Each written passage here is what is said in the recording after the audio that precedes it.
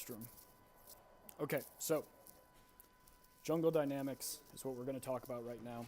If you guys have a question, let me know. But I'm going to kind of break this down. So the first thing I want you to kind of realize when we're talking about jungle dynamics is one, understanding your team comps and everything. And how you actually start the game is super important, all right? So let's say you have a lane that you want to help, that you know, hey, this is the lane that I cannot let get fed, all right? I'm going to show you how to do that. Because the thing you have to realize, even if you're not a jungle player, this is the absolute most important role in the whole game, right? It is the most important role in the entire game. Understanding it is the most important thing of improving at this game, okay? And the reason why jungle is the most important role, not because it's the hardest role, it's actually probably the least mechanically difficult lane or role to play when you're just talking, because all you really do is you clear a jungle, you move to an objective, you move to an objective, and that's really all you do. So the aspect of jungling is the easiest of any role, but the responsibility and knowing what to do in what situation is what makes it the most difficult and the most important role. You have to, as a jungler, understand what lane needs to be ganked, when to let a lane die, when you need to save a lane. You need to understand jungle tracking. You have to understand objective control. You have to understand when to cover a lane. You have to understand when to give kills, when to take kills. You have to understand what side of the map is strong side, what side of the map is weak side. Yeah, exactly. And jungle tracking. I said jungle tracking, but I'll say that again. It is immensely important, okay? So let's just make a scenario. Let's say your top side of the map wins really strong, okay? You win that lane real easy. I'm going to say it's a Riven Darius, because Riven beats Darius until level 5, okay? And let's say your bot side of the map is something like Vayne and, what's something bad? Vayne Braum, okay? It's a terrible lane. And you're versus Caitlyn, a Draven Lux, okay? Super strong lane. So what you have to ask yourself is, okay, what lane do I need to win to get ahead? You can look at this two ways. You could look at it as say, okay, I can start on the red side.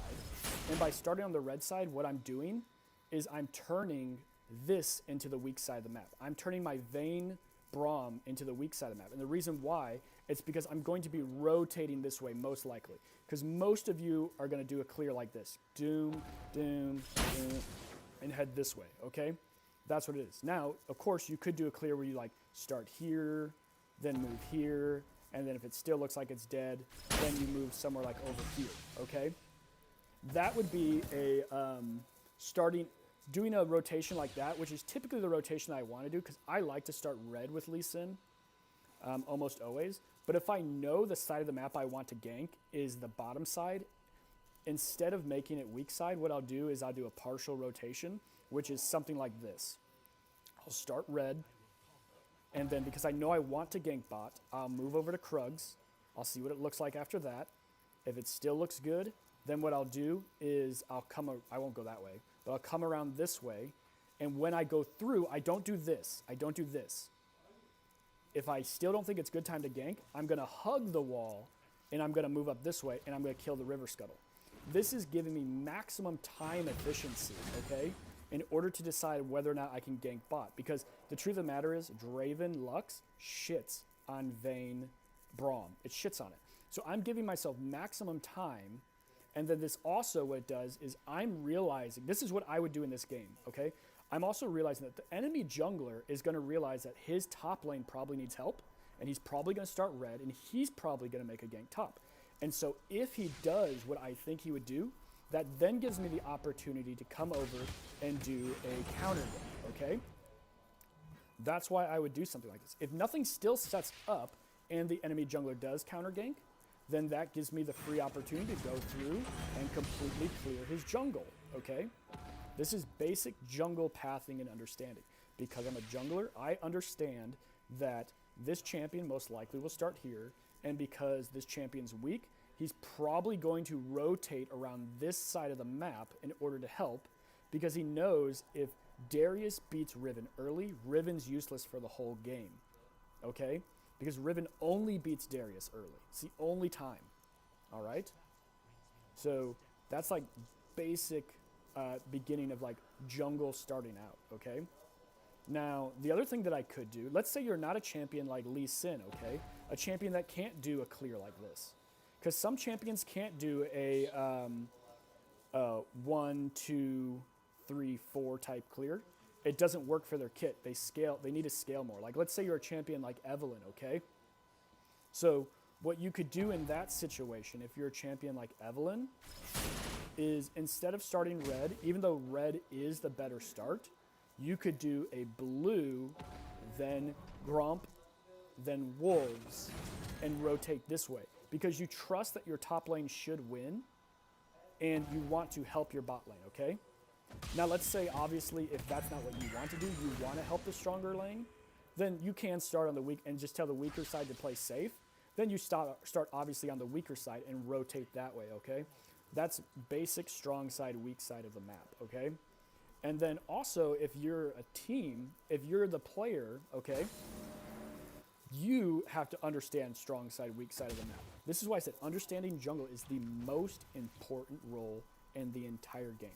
So if you are the Vayne Braum and I'm down here, you need to understand like, okay, I'm the strong side of the map, so I can play a little bit more aggressive, because if I get into a scuffle, my jungler's here. And so you have strong side of the map and then like stronger sides. When I'm like on this portion, it's just strong side of the map because I'm over here. This is more of a neutral strong side. If I'm over here, I'm mid strong, anywhere on this side. I don't actually become bot strong until I'm like around here. Once I'm around this area, basically after you pass the center of this dragon basically, all the way through, then this side now needs to play more safe. You need to realize like, hey, my jungler isn't there and I'm in a weak lane, so I need to be a little bit more cautious, okay? Really basic understanding. Now, and then like I said, you do that vice versa. You just apply that logic either way you go, okay? And like I said, if you're focusing more so on like, no, I want to get my strong lane fed first and let them snowball the game and then trust my weak lane to play safe, then yeah, you would do something like you start red, go Raptors. If you're playing a champion like Lee Sin, then obviously you're going to go, you could go red Raptors, blue gank. That would be a way that you could kind of approach that. Now, I want to show you guys another thing, okay? This is a thing I rarely see players do. I mean, it's so rare I see players do this. It's ridiculous. So let's say you are coming down for a gank, and you come in, you do your red, you do your Krugs, you come around, and this is the other thing. When you come to gank, don't gank like this. Do not gank like this. If you gank like this, you're trolling yourself, you're trolling your teammates. You're straight up. That's all you're doing, okay? Do not frickin' walk into lane like this. No. What you do, and the reason why you don't do that, is you're eliminating an angle, okay? If you know the enemy doesn't have a ward there, and if you pay close attention to the team, if you start to see them walk this way, then you'll know. But what you do is you come around like this, okay? It gives you more of an angle, okay? Or what you can do is you just walk at more of an angle. But don't hug this wall. You see players, they come in and they just walk around just like this. You want to create an angle, okay? If there's no vision in this bush right here, and you know there's not, then what you do is you walk over, down like this, and then you gank in, all right? If they're like super deep and they're all right here, then yeah, you can, be a more aggressive walk and just walk right in. It's understanding the lane and understanding the angle that you need to do in order to create an effective gank, okay? Now, here's the thing that I don't see a lot of players do, like all the time. Let's say you do exactly what I said. You come in, you have your gank, you try and gank, it's unsuccessful, they get away. And a lot of times what players will do is they'll just run away, okay? Then you clear the ward's cleared, they had it there. This is what you do, okay? You clear the ward, and as you clear the ward, you have to realize the ward vision actually remains for about 3 seconds after it's cleared, okay? You need to make clear, obvious posture that you're walking away. Clear and obvious. Then what you do is you come over, you do the riff for a little while, you wait for a second, and then if the enemy immediately goes back to aggression, you come right back and you jump on their asses. Okay? Simple lane, like, ganking dynamics that, like, so many players don't do. If you do simple things like that, you're coming in, you're ganking, they clear, boom, they get away, leave, check for the ward's there, you clear it with your sweeper. Because realistically, what you should be doing since the game spawns, you drop your ward, you know, you either drop it at your blue, or I like to drop it in one of these little bushes right here, personally, or this little bush right here on the top of the water, on the top edge of this rock. And then you switch back to a sweeper. And that way when you have a sweeper, you go through. Now, there's two ways to utilize a sweeper properly, okay? One, if you're going to gank with a sweeper, what you do is you turn the sweeper on, like about right here, okay? The reason why is in case there's a ward in here, the sweeper actually denies vision for a split second, okay? And then it'll deny that vision, and then you walk here. You don't clear it, you just walk past it. If there's another ward in here, it denies the vision, and then you come in and gank, okay? That's one way you can gank with a sweeper. You turn on the sweeper, you walk into the lane, through the bushes, and it denies the vision. So that way they can't tell that you're actually ganking. The other way you can is you can just ignore that completely, walk in, try and gank, and then like if they're way pushed up, then that's probably the time I'm gonna ignore vision. If they're mid, or you know, or something about right here, I'm probably gonna check for vision and everything. And then what you do is then you pop the sweeper as you walk away, clearing vision, all right? And you clear vision. Now, I want to talk a little bit about like warding angles. So the most common ward spots for people, most of the time people are going to ward like right here, or they're going to ward like right here, or they're going to ward like right here, okay? Those are the three most common wards, all right? If you suspect there is a ward here or here, and you want to gank mid, this is how you gank mid, okay? And let's say you're right here, and you know there's a ward in one of those two bushes. You come over here, you hug this wall, and you hug the angle like this. When you hug the angle like this, it'll actually remove the vision, okay? You can get in without being seen by hugging the wall like this, okay? You have to just hug the wall. And then it increases the chance. Like, it depends where in this bush, but a lot of times, if you hug the wall like this, you can actually get in without tracking vision, okay? If you know there's no ward in there and the wards are just like right here, the other thing you can do is you can come over here, hug this wall like this, walk around, hug the wall like this, and you can actually gank. You won't be seen until you reach about right here. When you reach about right there is when you'll actually get seen, okay? And then that gives you an angle on the jungle when you gank, okay?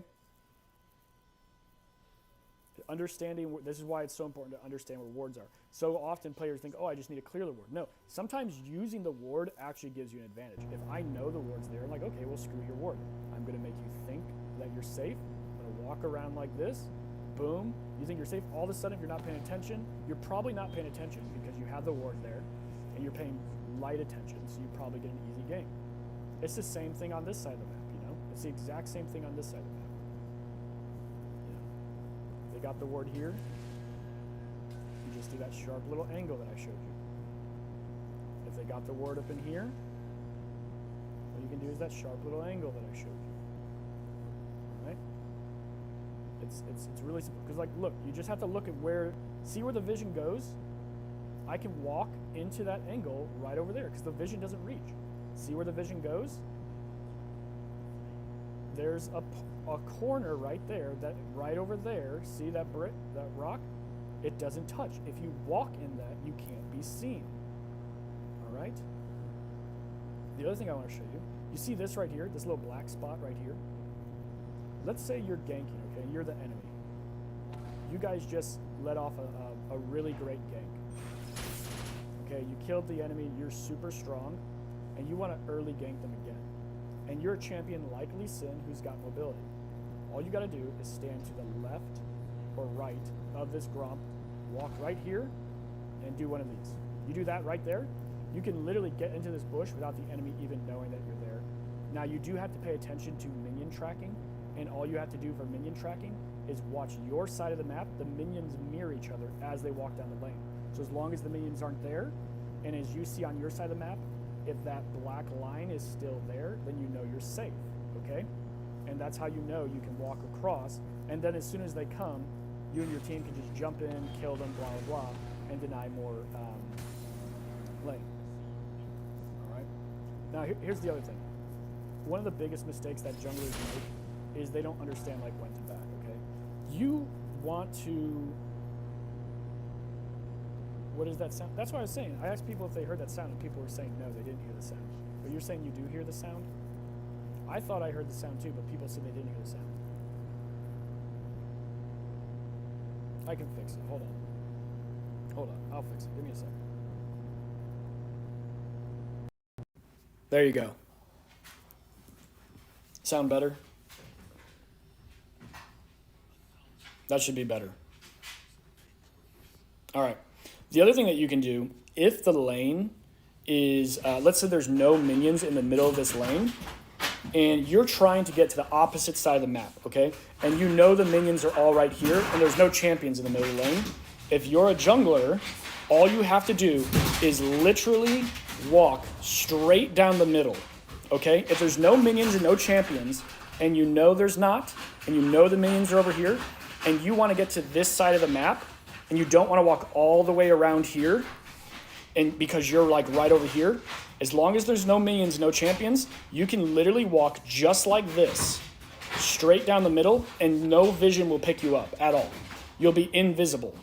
Even if the towers are up, there's absolutely no vision of you walking straight down the middle of the map. It's got to be straight down the middle though. Just like this. You walk straight down the middle, you can walk through it and there'll be no vision of you whatsoever as you walk down the middle. And this little thing works. It works right here. It works right here. It works right there. And it works right there as well, okay? Here's another one of the biggest mistakes that I see players make. Now, let's say I'm blue team, obviously. If I'm blue team, I want to keep the dragon in the pit. Why do I want to keep the dragon in the pit? I want to keep the dragon in the pit because by keeping the dragon in the pit, it creates more distance that the enemy jungler has to travel before he can hit a smite. If I'm red team, I want to pull the dragon out as far as I can. Why?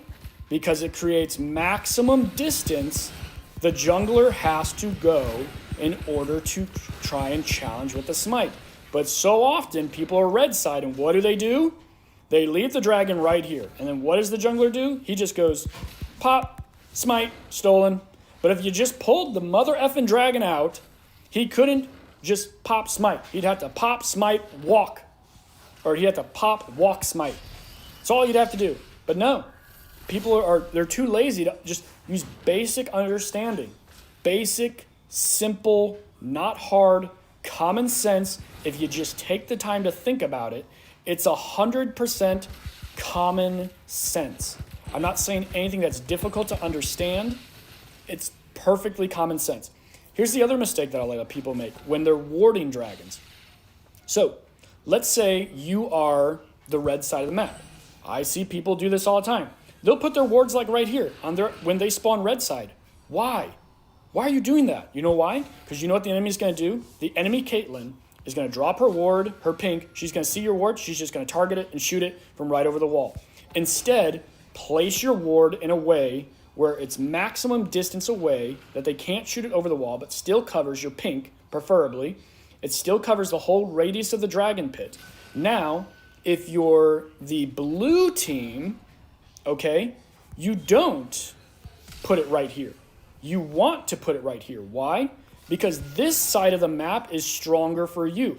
If they walk up this way, trying to clear your ward, you can now put harass on them as they clear the ward. Incredibly simple. Nobody does it. Nobody does it. It's incredibly simple though. But what do? They put their ward here. They put their ward here. Understand what side of the map you're on as a jungler, okay? The other thing that you need to do is understanding, okay, so you start the game with a pink as a jungler, okay? You drop your pink somewhere, then you go back and you switch to a sweeper. Then what you have to do is you need to, after a little while, swap over to another ward to give it time to have two. And what you want to do is you want to set up your jungle clear in a way, and you'll know which side to do. So like if it's Water Dragon, you want Rift first, because Rift is better than Water Dragon, and getting the first tower is better than Water Dragon. It sucks. If it's Mountain or Fire, you want that first because of the scaling of it. So you need to set up your rotations in your clear in a way that you can have a ward on the side that you want. So if I want the fire dragon that's coming, what I'm going to do is I'm going to set up my clear that I have my wards ready, and before I back, I'm going to drop a ward at the rift, get my back in, then head to the dragon, and then hopefully my team is there. This way, I have vision knowing if the enemy team is trying to rush rift. If they are, then what am I going to do? I'm going to immediately rush the dragon and take it out. That's what I'm going to do.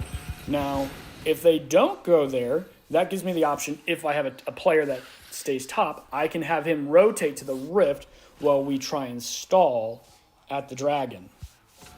Okay?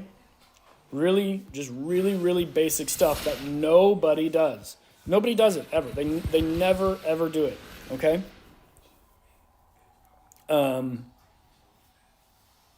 Let me see here. I'm trying to think of like what else we can talk about with like basic jungle dynamics. Another mistake, like, so Lee Sin, we'll use Lee Sin as an example.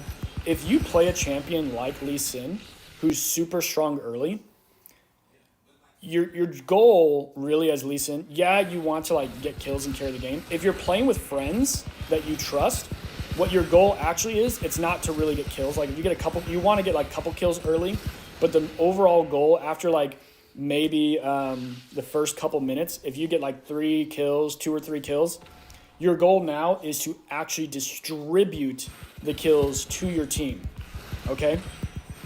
That's the goal. Because you're an early game champion, you're going to fall off. And then if you're a late game champion, if you can get a kill, just get a kill. Because obviously the faster you scale, the faster the game's over. Early game, and actually let's talk about that. How do you know as a jungler when to give kills and when not to give kills? And how do you know as a jungler when to help a lane and when not to help a lane? This is probably the thing I think most players really struggle with, and they have very incredibly little understanding about, okay? This is how you tell. Let's say you have a bot lane Vayne. I'm going to use Vayne again because Vayne's just such a great example because she's such a late game champion, okay? And the lane is versing a Caitlyn, all right? What you want to do, actually, before I do that, as a jungler, you need to be doing this all the time. Rotating to the lanes and looking at them. Rotate to the lanes and look at them. You have to be doing this as a jungler. If you're not doing it, you're trolling. It's that simple. You're just straight trolling. All right, so next. How do you know if you actually need to help a lane that's losing versus not helping a lane that's losing, okay? How do I know, like, okay, I'm Lee Sin. Do I need to focus on carrying the game, or do I need to focus on trying to help my team get strong? Because like I said, most people really struggle with this. So, and what I'm saying by that is this, okay? I'm building a Lee Sin build, and I finished my first item, and I finished my second item almost, or I started my second item. And you really need to know by the end of your first item. You need to be paying attention to the lane and paying attention to the player. If your laner, if your Vayne is losing lane because of scaling, like you're watching them play and they're making good micro and macro movements and plays, but they're just losing the lane due to basic scaling issues that will eventually disappear over time, then you realize I can trust this player and I can build in order to help them. I can designate my build in order to support them later in the game. Now, if the lane is losing because they're a dumbass and they're doing stupid things, not because they're losing like, oh, I lost that fight because Draven killed me in 4 auto attacks and it takes my champion 8 auto attacks to kill him because he's early game stronger than me, okay? That's what I'm talking about.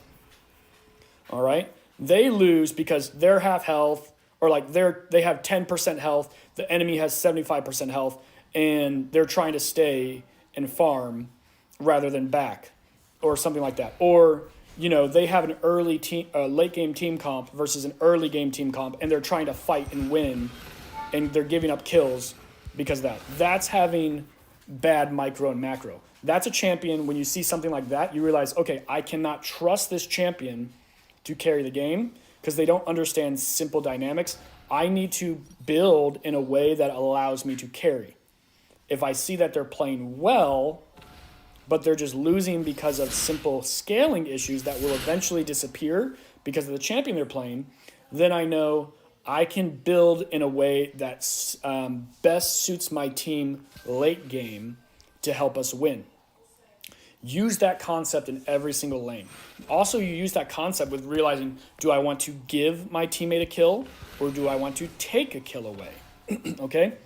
And honestly, that's a very hard dynamic to understand because I think at the like emerald and diamond level, most players actually won't understand what's good micro and what's good macro.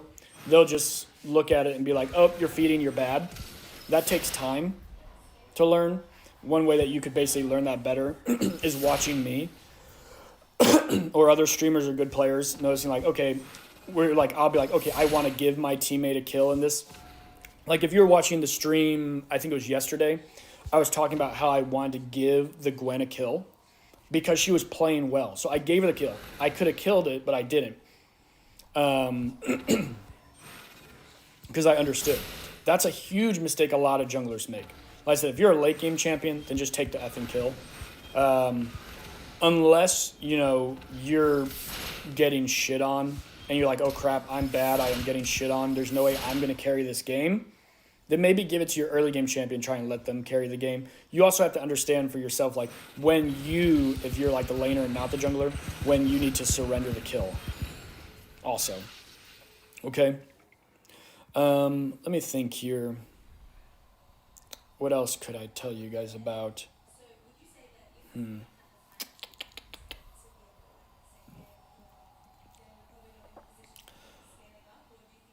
We talked about clearing wards as you enter lanes, re-ganking, how to tell if you need to save a lane or not save a lane.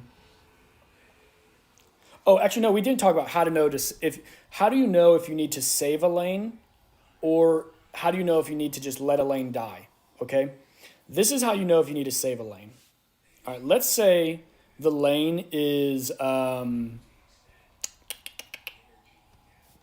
let's use Yasuo versus Ahri. Yasuo versus Ahri. Let's say your Yasuo is getting crapped on by the Ahri. Well, this is a lane where if my Ahri is getting crapped on, I'm not as worried about it. And the reason why I'm not as worried about it is because I know if the game goes late, Yasuo will outscale Ahri. And I know Ahri is not the win factor for them. If Ahri gets fed, as long as, and you have to base that based on the champions you have. But let's just say in this scenario, we have an evenly scaled bot lane and an evenly scaled top, and the junglers are evenly scaled. And the only place where we have an outscale is mid Yasuo versus mid Ahri. Yasuo's losing lane. This is a lane where like I don't necessarily have to try and go and focus as much because if my other lanes are doing well, I can keep helping them and just tell Yasuo to play safe. because Yasuo's going to naturally outscale the Ahri, and Ahri's going to naturally fall off. And because everything else all my other lanes are doing fine, there's no reason for me to go and try and fight a fed Ahri with a weak Yasuo when the Ahri can probably just kill both of us. It's better for me to focus my attention and help the top and the bot, who are evenly matched, and they scale evenly, but they're doing better, okay? Now, if it was the opposite, if the Yasuo was shitting on the Ahri, then I need to save that lane, because that's the win factor. If Yasuo gets fed, we don't have a champion top lane, bot lane, or jungle that can withstand the Yasuo late game, okay? So you have to ask yourself that question. If you can ask yourself that question, then you can answer correctly whether or not you need to save a lane that's losing, or if you need to let the lane die and focus on another lane, okay? Once again, extremely simple concepts, but people just don't take the time to actually think about them. And then people lose games, and they're like, why did I lose games? Oh, my team's bad. Or maybe you're the jungler. Well, it's your fault. You don't understand what lane you should be ganking. You don't understand when you should save a lane or when you shouldn't save a lane. And you're sitting here blaming your team. And yeah, the truth of the matter is your team is bad. Everybody's team is bad. You just literally saw me get effing trolled 2 games in a row, games that we would have literally shit stomped if my team wasn't so bad. Okay? Like, you literally just watched it. But understanding what you need to do will help you win the game. The other thing that I see a lot of times players do after they get an objective, I talk about this all the time. If you're low, get the objective, leave, and just reset. That's basically it, okay? So that's going to be the Jungle Dynamics video. Is there any questions? I'm going to put it in the chat real quick. Any questions? I'll give you guys just a second to ask if there's any questions to anything